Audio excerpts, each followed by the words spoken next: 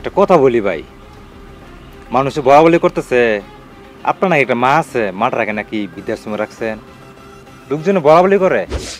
আল্লাহ তাআলা আমার মাফ করুক, পুরো সন্তান যেন তার মা বাবাকে বৃদ্ধাশ্রমে না রাখে।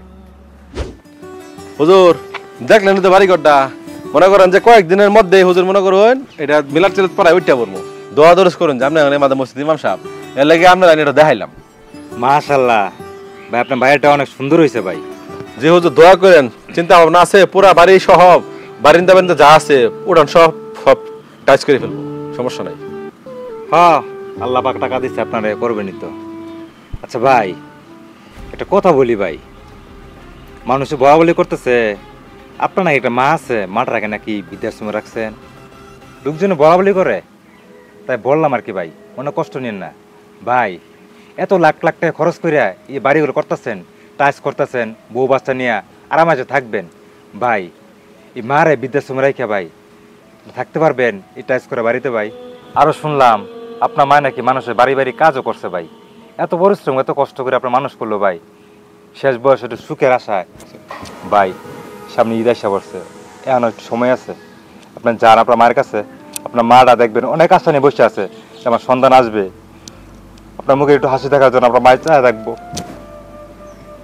আপনার মারা নিয়ে আসেন ভাই, এর আগে আপনার মারা নিয়ে আসেন, মায়ের পাটা সালাম করে আপনি নামাজ পড়তে যাবেন ভাই, দেখবেন না কলজিরাটা আপনার ঠান্ডা হয়ে যাবো ভাই। হুজুর আসলে আমি সংসারে চাপে পড়ে বউয়ের কথায় আমার জনম দুঃখী মারে আমি বৃদ্ধাশ্রমে দিচ্ছি, যে কাজটা করা আমার ঠিক হয় নাই হুজুর। আমার মনের মধ্যে শান্তি পাই না, এত বিল্ডিং করতেছি বাড়িঘর করতেছি কিন্তু মনে কোনো শান্তি নাই, কারণ আমার মাটা কোথায় বৃদ্ধাশ্রমে আছে।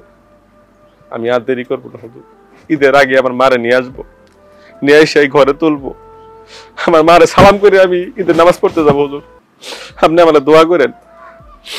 হুজুর ঠিক বলছেন, মারে বৃদ্ধাশ্রমে রাইখা আমি কখনোই জান্নাত পাবো না, ঘর বাড়িতে কোথাও আমি শান্তি পাই না হুজুর। আল্লাহ তাআলা আমার মাফ করুক, পুরো সন্তান যেন তার মা বাবাকে বৃদ্ধাশ্রমে না রাখে, খাইতে পারুক না পারুক মা বাবাকে সাথে রাখা, এটা ছেলেদের জন্য, ছেলে সন্তান বা মেয়েদের জন্য অনেক বড় কিছু। মা বাবার দোয়া যার সাথে আছে তার সাথে দুনিয়ার কিছু লাগে না, দোয়াটাই যথেষ্ট হুজুর। ঠিক আছে হুজুর, হুজুর আপনি আমার চোখ কান খুলে দিয়েছেন হুজুর, আমাদের দোয়া করেন হুজুর।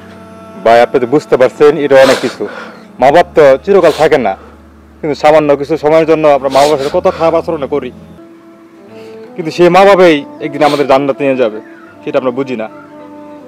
বউয়ের কথা শুনে বউয়ের সুখের কাল লাগিয়া আমরা কত কিছু না করি। ঠিক আছে ভাই, এটা বুঝতে পারছেন, আর ঈদের আগে আপনার মানে নিয়ে আসেন, ভালো থাকেন ভাই।